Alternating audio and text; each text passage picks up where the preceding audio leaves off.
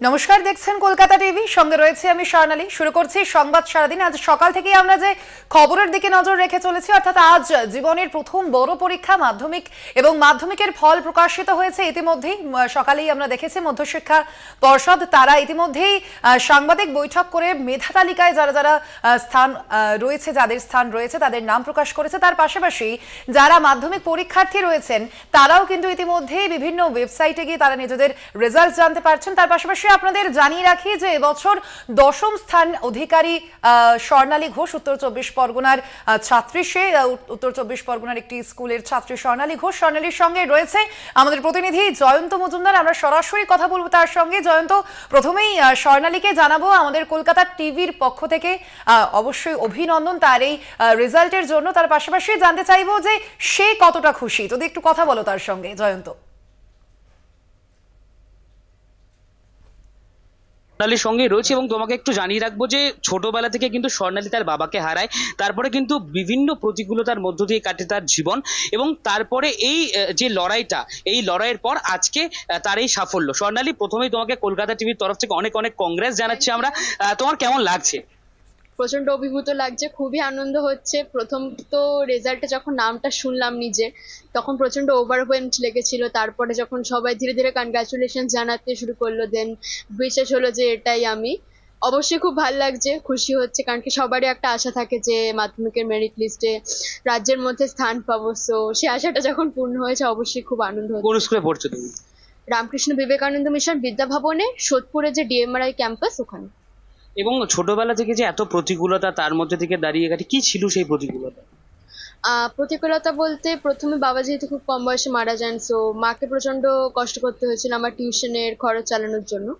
এছাড়াও বিভিন্ন সময় মানে অনেকে কি বলবো, ক্লাসমেটসরা অনেক সময় বলেছে বিভিন্ন কথা, যে যেহেতু অনেকে বলতো যে মর্নিং এ ফার্স্ট হতাম, দেন পরে ফার্স্ট হব না, মানে একটা এরকম জেনারেল ইমপ্লিকেশন ছিল মোটামুটি। এবং এই যে আজকে তুমি ভালো সাফল্য করলে, এর জন্য সব থেকে বড় অবদান কার? অবশ্যই মায়ের, কারণ কি মা এতদিন ধরে আমার পড়াশোনাটা চালিয়েছেন, বিভিন্ন টিউশনের খরচ জুগিয়েছে। সো অবভিয়াসলি তার অবদানটা সবচেয়ে বড়। তারপরেই বলবো আমার কিছু বন্ধু বান্ধবের কথা, যারা ক্লোজ খুব, তারা আমাকে সবসময় অনুপ্রেরণা দিয়েছে। নিজেরা প্রচন্ড পরিশ্রমী, সেজন্য আমারও তাদেরকে দেখে নিজেরই মনে হয়েছে যে ওরা এত খাটছে, তা আমি কেন খাটবো না।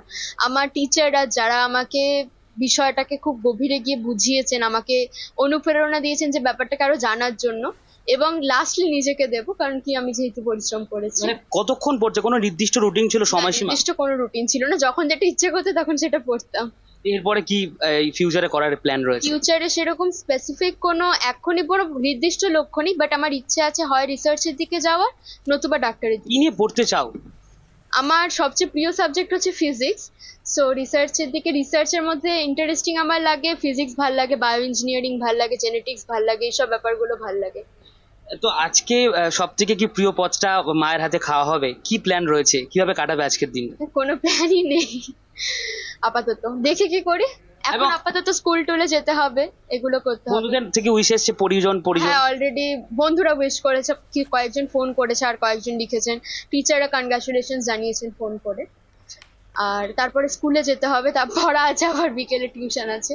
এবং দেখো, স্বর্ণালীর মাও কিন্তু রয়েছে, তিনি কিন্তু এই মুহূর্তে মিষ্টি মুখ করে দিচ্ছে স্বর্ণালীকে, এবং আমরা সেই ছবিটা একটু তুলে ধরবো যে স্বর্ণালী মিষ্টি মুখ করছে এই মুহূর্তে।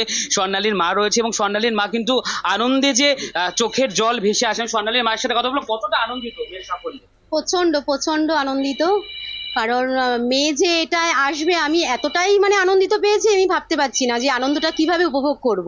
ছোটবেলা থেকে তো বাবা নেই, হ্যাঁ, তারপরে এই যে কি বলবেন এই আনন্দ? আজকে আনন্দ মানে হচ্ছে গিয়ে মানে প্রচন্ডই আনন্দ, এর কোনো আমি বলতে পারবো না। হ্যাঁ, কারণ হচ্ছে ও ছোটবেলায় ওর বাবাকে হারিয়েছে, ক্লাস 3-তে যখন ওর অ্যানুয়াল এক্সাম, তখন ওর বাপিকে হারিয়েছে। তো সে থেকেই যুদ্ধ শুরু। যাই হোক, এই যুদ্ধ করতে করতে আজকে যুদ্ধর ফল আমি এটা পেয়েছি, মেয়ের এই আনন্দ, এই সফলতা, ঠিক আছে, অনেকটাই আমাকে করেছে। আজকে কি মেয়ের প্রিয় পদ রান্না হবে?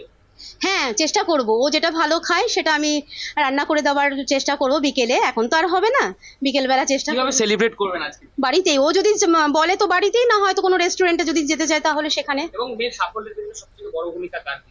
না, ও চেষ্টা করেছে, ও পড়েছে, তার জন্য ও সফলতা পেয়েছে। ওর নির্দিষ্ট কোনো ইয়ে ছিল না, যখন বই নিয়ে যখন ইচ্ছে হতো তখনই বই নিয়ে পড়তো। ও বই পড়তো, বই পড়তেই বেশি ভালোবাসতো। আর ওই ড্রয়িং করতো, ওগুলো এখন আপাতত বন্ধ আছে মাধ্যমিক দেবের জন্য। আর ও গানটা শেখে, গানটা খুব ভালোবাসে। এক লাইন গান হবে একটু, এই রে একটা ছোট করে হোক। আর রবীন্দ্রসঙ্গীত একদম ছোট করে শুনি। আমারও পরানো যাহা চাই, তুমি তাই গো, আমারও পরানো যাহা চাই। এক লাইন মনে পড়ছে, বাকি লাইন দেখে করতে হবে। একেবারে স্বর্ণালীর সঙ্গে এতক্ষণ আমরা কথা বললাম। নয়, তার মানে বোঝাই যাচ্ছে স্বর্ণালী কিন্তু গানও খুব পছন্দ করে, যেমন ভালো গানও করে। অবশ্যই আমাদের সঙ্গে সরাসরি ছিলেন আমাদের প্রতিনিধি জয়ন্ত মজুমদার। অবশ্যই আপনাদের যেমনটা জানাচ্ছিলাম যে স্বর্ণালী ঘোষ সে কিন্তু মাধ্যমিকে এবার 10ম স্থানে রয়েছে এবং যেই মেধা তালিকা প্রকাশিত হয়েছে ইতিমধ্যেই তার মধ্যে জায়গা করে নিয়েছে স্বর্ণালী। ধন্যবাদ তোমাকে জয়ন্ত। আপনাদের জানিয়ে রাখি আবারও আজ মাধ্যমিকের ফলাফল প্রকাশিত হয়েছে এবং সেই ফলাফলের মধ্যেই কিন্তু ইতিমধ্যেই প্রথম 10-এর তালিকার মধ্যে রয়েছে 57 জন। এবছর মাধ্যমিকের যে পাশের হার আপনাদের জানিয়ে রাখি 86.31% এবং এবছর মাধ্যমিকে প্রথম স্থান যে অধিকার করেছে তার নাম কোচবিহারের চন্দ্রচূড় সেন, অন্যদিকে দ্বিতীয় পুরুলিয়ার সাম্যপ্রিয় গুরু।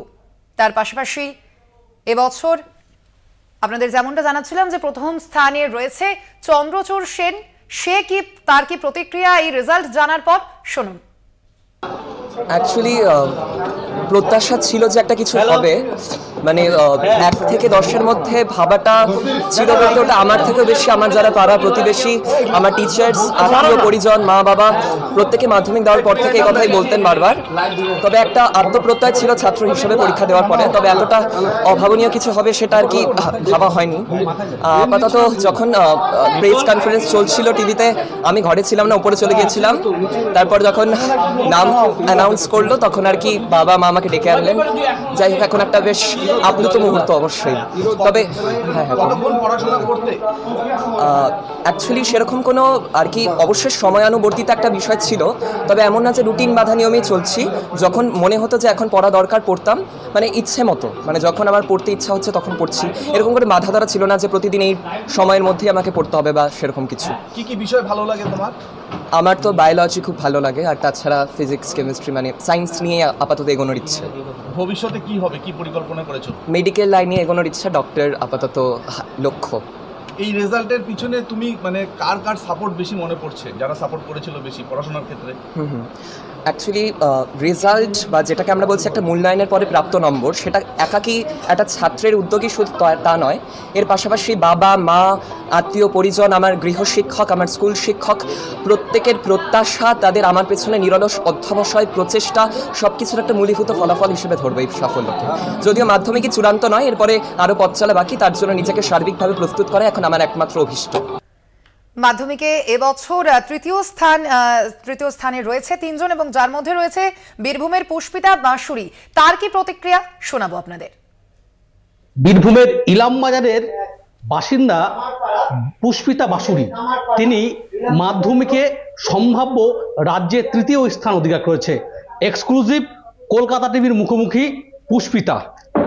প্রথমেই তোমাকে অনেক অনেক শুভেচ্ছা এবং অভিনন্দন। তার কারণ হচ্ছে যে রাজ্যে তুমি মাধ্যমিকে 3য় হয়েছ, এটা অনেক বড় ব্যাপার বীরভূমবাসীর কাছে। খুব স্বাভাবিকভাবেই তোমাকে কলকাতা টিভির পক্ষ থেকে অনেক শুভেচ্ছা এবং অভিনন্দন। আচ্ছা, এই যে খবরটা যে তুমি 3য় হয়েছ, মানে 3 জন 3য় হয়েছে, তার মধ্যে একজন তুমি, সেটা বীরভূম এবং ইলামবাজার থেকে, এই খবরটা তুমি কখন পেলে এবং সেই মুহূর্তে তোমার অনুভূতিটা? আমি অ্যাকচুয়ালি এতটা এক্সপেক্ট করিনি যে 3rd হব, সেই কারণে আমি ভয়ে মানে অ্যানাউন্সমেন্টটাও দেখিনি। কিন্তু যখনই অ্যানাউন্স হয় তখনই আমার মানে রিলেটিভস এবং আমার ফ্রেন্ডসরা এবং আমার মাদের স্কুলের টিচাররাও মানে ফোন করে আমাকে এই খবরটা দেয়। তখন সেই মুহূর্তে আমি প্রথমে বিশ্বাস করে উঠতে পারিনি, কারণ আমি এতটা ভাবিনি, কিন্তু আমি খুবই খুশি। পুষ্পিতা, এত ভালো একটা রেজাল্ট